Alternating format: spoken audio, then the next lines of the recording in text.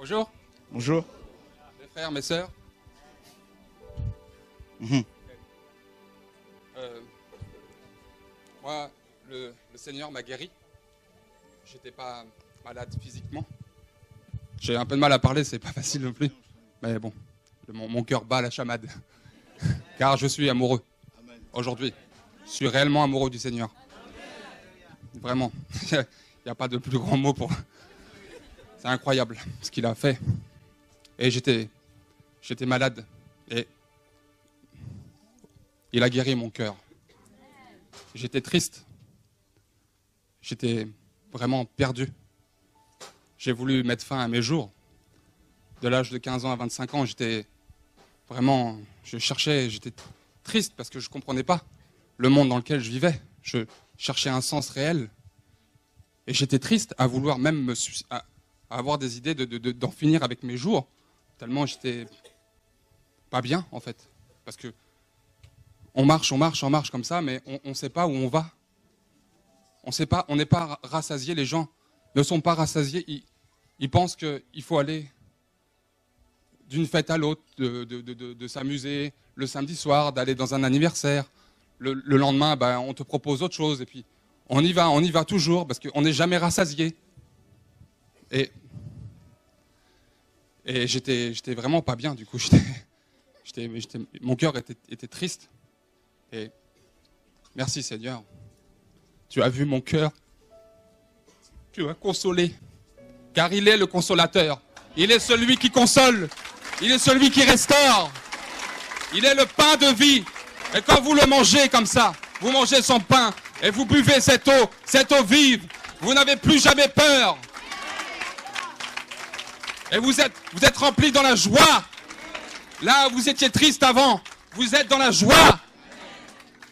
Ah oui, je vous dis, ces choses sont vraies, cette parole est vraie, elle est vivante.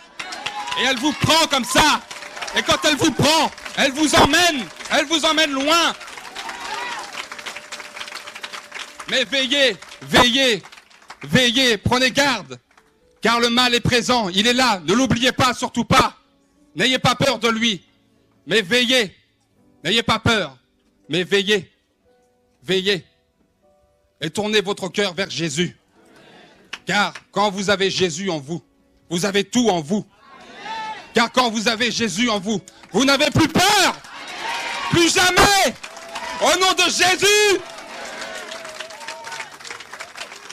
Car le Seigneur, aujourd'hui, il va se passer de grandes choses. Aujourd'hui va être un grand jour pour Yahweh. Aujourd'hui va être une victoire pour Yahweh. Aujourd'hui. Mais je vous dis que cette victoire ne pourra pas être atteinte par vous si vous ne vous faites pas violence. Car seuls les violents s'empareront du royaume des cieux. Seuls les violents.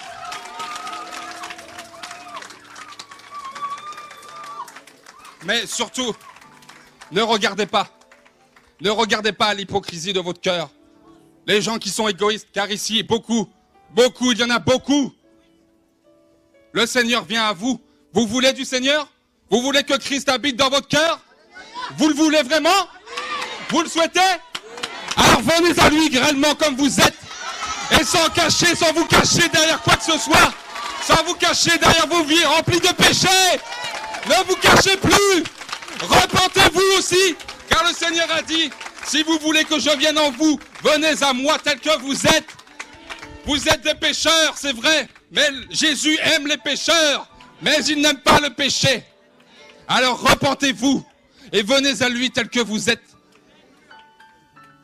Car si vous venez à lui tel que vous êtes, comme tous les vrais frères et tous les vrais chrétiens qui sont venus à lui tels qu'ils sont, alors ce miracle s'accomplira dans votre cœur. Alors toutes les choses qui sont marquées dans ce livre s'accompliront dans votre cœur. Ah oui. Croyez-y fermement. Mais venez à lui tel que vous êtes. N'ayez pas peur. N'ayez pas peur. La honte, c'est normal, mais n'ayez pas peur. Car quand il va vous voir comme ça venir à lui, il va venir à vous. Et il va rentrer comme ça. car cette parole est profonde et elle rentre comme ça. Et quand elle rentre comme ça, waouh, le miracle s'accomplit. Et il n'y a pas de plus beau miracle. Tous les miracles que vous voyez ici, les guérisons, ce sont de beaux miracles. Et quand on guérit un malade, quand quelqu'un ne marche plus et qui marche, c'est merveilleux. C'est merveilleux. Mais je vous dis qu'il y a des plus grands miracles. Et qu'il y a un plus grand miracle. Et ce plus grand miracle, c'est quand il change réellement votre cœur.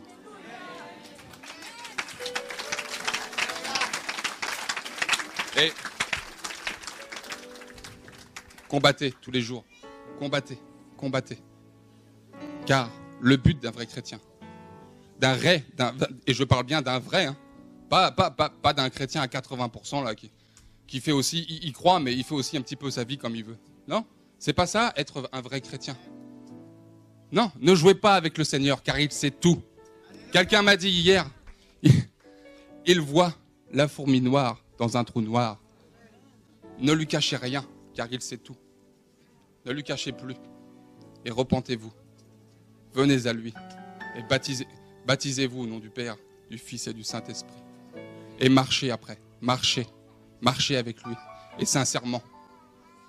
Et vous irez, si vous combattez comme ça. Et si vous marchez tous les jours. Alors, le plus beau miracle, c'est là-haut. C'est quand on ira là-haut.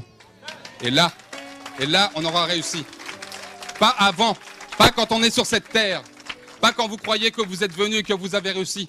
Car si vous pensez cela, vous tomberez un jour. Veillez tous les jours, je vous en supplie, mes frères, mes sœurs, et vous, mes frères, mes sœurs déjà, et vous qui allez vous convertir. Ah oui, et repentez-vous, n'ayez pas peur. Si aujourd'hui, peut-être c'est votre jour, si vous sentez dans votre cœur que c'est votre jour, n'hésitez pas. Foncez, allez vers Jésus, car il est la vérité. Il est, et c'est lui qui sauve. Ce n'est pas un homme, c'est lui qui vient vous chercher. Et quand il vient comme ça, quand il frappe, ouvrez-lui. Et si vous frappez à sa porte aussi, lui, il vous ouvrira sa porte. Et une fois que vous l'avez en vous, gardez ce trésor au plus profond de vous et obéissez, appliquez la parole. Car Jésus a dit, quand il était dans une synagogue en train de prêcher, il prêchait. Et quelqu'un est venu le voir pour lui dire que sa mère et son frère l'appelaient dehors. Et il a dit ce jour-là, il a dit, mes frères et ma mère sont ceux qui écoutent ma parole et sont ceux qui l'appliquent. Il ne faut pas seulement comprendre, il faut appliquer. N'ayez pas peur d'appliquer, je vous en prie. N'ayez pas peur. Car c'est vrai, ça sera dur. C'est vrai, il y aura des combats. Mais si vous ne souffrez pas, si vous ne portez pas votre croix, comment voulez-vous aller au royaume des cieux?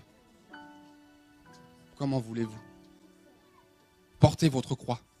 Et ne portez pas une croix en plastique, une fausse croix qui vous emmènera en enfer et brûler à l'éternité. C'est ce que vous voulez? Alors venez à lui. Venez à lui. Et même dans cette souffrance sur son chemin de croix, votre cœur sera joyeux. Car vous savez d'où vous venez et vous savez où vous irez, là-haut. Et c'est ça le vrai but d'un chrétien. C'est ça, c'est d'aller au ciel et d'aller pouvoir l'embrasser tous les jours, de le serrer dans ses bras. Car ici, on peut le sentir dans nos cœurs. On ne peut pas l'embrasser, on ne peut pas le tenir. Mais là-haut, vous pourrez faire cette chose. N'ayez plus peur. Et venez à lui. Venez à lui. C'est tout ce qu'il veut. Et donnez-lui tout de vous, sans condition. Car le premier commandement de Jésus, c'est aimer Dieu plus que tout. Aimez Dieu plus que votre femme. Aimez Dieu plus que vos enfants. Regardez Abraham. Abraham n'a pas caché son fils. Et parce qu'il n'a pas caché son fils, Dieu lui a donné plein d'enfants, car Abraham, c'est ce qu'il voulait, plus que tout. Et Dieu savait ça. Abraham lui demandait peut-être tous les jours d'avoir cette descendance.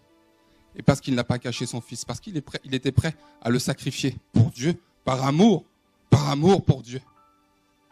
Dieu a exaucé ses prières. Alors, N'ayez pas peur et aimez-le plus que tout. Et Dieu n'a pas, c'est aimez-le plus que tout. Et aimez vos frères et vos sœurs plus que vous-même. C'est son deuxième commandement. Si vous faites toutes ces choses déjà, alors ça sera déjà un grand pas. Mais appliquez tous les jours, je vous en prie. Gloire à Dieu. Ben, quelqu'un qui était timide, t'as vu comment Dieu saisit les gens, hein? Alléluia, ben, gloire à Dieu. Il faut aller crier comme ça dans toute la France. L'Europe, il y a besoin de crier comme ça parce que des âmes doivent être éclairées. Sois encouragé. Alléluia. Je ne peux pas être plus encouragé que ça. Gloire à Dieu. Alléluia. Sinon, je ferai la semaine prochaine. Il n'y a pas de souci.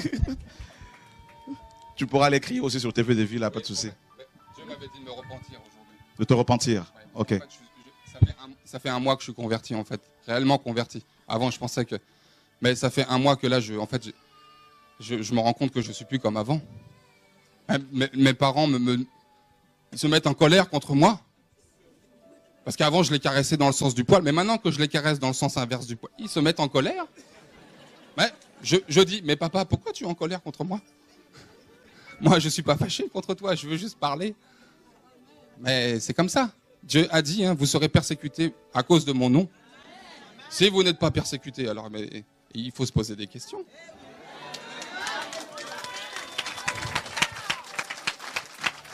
Dis à ton voisin, la France sera touchée. Au nom de... Du coup, il m'avait dit de me repentir. Peut-être que ça pourra en encourager d'autres à pouvoir le faire. Mais pour vous dire, j'étais vraiment... Du coup, j'étais triste. C'est vrai, j'étais malheureux à vouloir en finir. Mais dans cette tristesse aussi, le péché coulait dans mes veines. Vraiment. J'étais dans la drogue. J'étais dans la cigarette. Parce que j'étais triste. C'est vrai. C'est pas une excuse non plus. C'est vrai. J'étais athée. Je croyais pas. Et pour moi, c'était... Voilà. Après, je vivais. Je voulais faire ma vie. Et j'étais dans la cigarette, dans la drogue. J'étais beaucoup dans la masturbation. Des sites internet pornographiques, et vas-y, en veux-tu, en voilà, tous les jours, tous les soirs, nanani, nanani. Et ça commence jeune. Et puis, petit à petit, on rentre comme ça dans le péché. Mais le péché est très destructeur. Il vous détruit quand ouvrez les yeux sur le péché.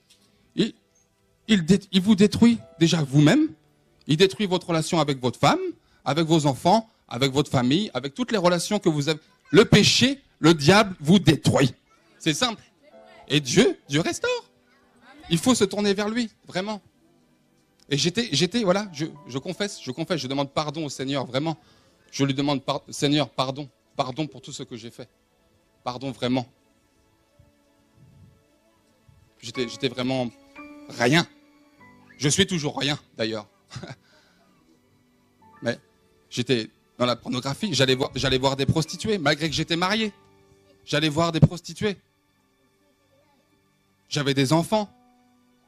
J'avais tout ce qu'un homme pouvait avoir, enfin, pour être à peu près heureux, on va dire quand même, quoi. Parce que tout ce qu'on nous enseigne quand on est enfant, là, c'est vas-y, aie une famille, achète une maison, achète une voiture. Tu seras heureux. Mais c'est faux. C'est faux. Ces choses de ce monde-là, elles ne vous rassasient pas. Vous en voulez toujours encore.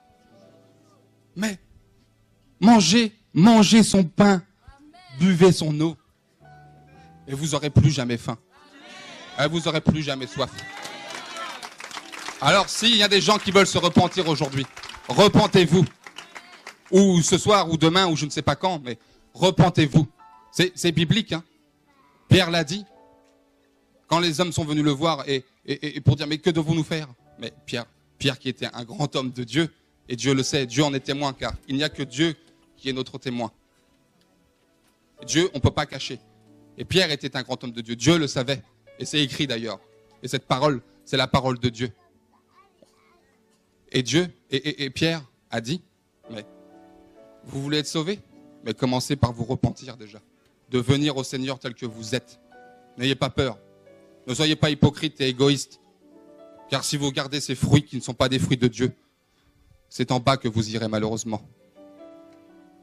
Alors, repentez-vous, je vous en supplie. Et venez à lui tel que vous êtes. Gloire à Dieu. Donc, tu es sa femme, hein, bien sûr.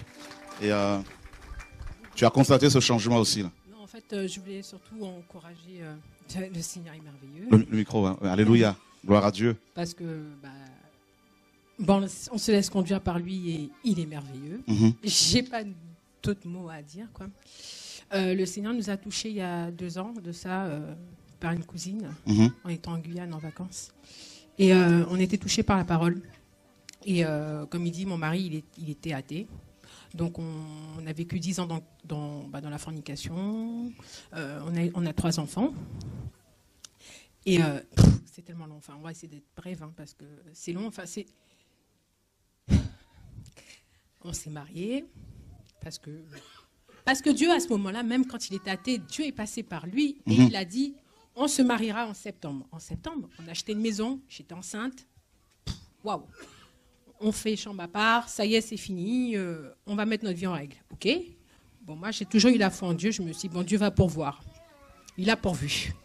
On a fait un mariage, bon, il était païen parce qu'on était à moitié touchés, voilà. Bon, on a mis notre vie en règle. Mon mari était le premier à avoir pris son baptême. Wow. Moi, j'étais encore dans les choses de... Enfin, comment arrêter la musique, comment ci, comment ça. Mais c'est vraiment, on se laisse guider par Dieu. Ensuite, il est reparti. Mais à ce moment-là, c'est là où commençait le désert. Il est reparti dans le monde? Oui, dans le monde, comme il disait, les doutes et toutes ces choses qui le travaillaient. Et c'est là, en fait, qu'a commencé le désert. Donc, j'étais exhortée par des frères et sœurs, vraiment... C'est très important aussi d'être avec des frères et sœurs vrais qui vous encouragent. Qui craignent Dieu, c'est ça. Qui craignent Dieu. Parce que ces frères et sœurs étaient là au quotidien avec moi et ils m'ont apporté le réconfort. Mais quand tout ça est arrivé, j'ai compris que Dieu est en train de me travailler. Parce que mon mari ne pouvait pas arriver au Seigneur tant que moi, je n'étais pas la femme aussi que le Seigneur voulait. C'était dur pendant 1 an et demi avec les enfants. Chora peut attester, je venais, on était à Tours, on était je ne sais pas où. Il y a des moments, c'est dur. On a l'impression qu'on va lâcher. Mais on va lâcher pour faire quoi? Pour retourner dans ce vomi? C'est impossible. En fait, ça vous traverse l'esprit, mais 2 minutes après, vous êtes ressaisi. La colère. La colère, je parle pour les femmes là, qui ont la colère. Il ne faut pas, les femmes, vraiment, quand vous voyez là votre mari, non, Dieu vous travaille, je vous assure. Il vous travaille, parce que la colère, déjà, ce n'est pas un fruit de Dieu, on doit être soumise à son mari. Dieu m'a montré que je ratais l'enlèvement parce que je n'étais pas assez soumise à mon mari. Je peux vous dire, alors là, le sang, il s'arrête. Hein, parce que tout ce que vous faites là, c'est vaine. Vous faites tout ça là pour rater l'enlèvement? Non. J'ai dit au Seigneur, aide-moi. Parce qu'aujourd'hui, j'ai un enfant et je veux un mari en Christ. Donc, fais ce qu'il faut. Mais là, j'avais commencé à lâcher. Parce qu'on veut venir à Christ, mais on veut encore gérer. Non, c'est pas possible. Là, vous retardez l'échéance de l'accomplissement du miracle. J'ai lâché. J'ai dit, maintenant, Seigneur, moi je te suis, le salut est personnel. Je ne peux que prier pour mon mari. Mon fils, il arrive, il dit, maman, tu vas jeûner 3 semaines. 3 semaines. J'y arrive déjà même pas. Je m'occupe des enfants. Mon mari part à 6h, il rentre à 21h. Enfin, je prie la nuit. Enfin, voilà. Je ressemblais à un squelette, mais bon, c'est pas grave. Et ben, Dieu m'a mis cette conviction en moi. Et je l'ai fait. C'est pour vraiment exhorter toutes ces femmes. Accrochez-vous, tu es bon. Il a demandé à parler, mais même moi, j'étais assise, j'ai dit, ah ouais, non mais Dieu est merveilleux. Il n'y a pas de mots, mais... Et après, bon, c'est la famille, oui, voilà, c'est pas grave. Gloire à Dieu. Amen. Là, tu ne le reconnais plus, là. Il est amoureux.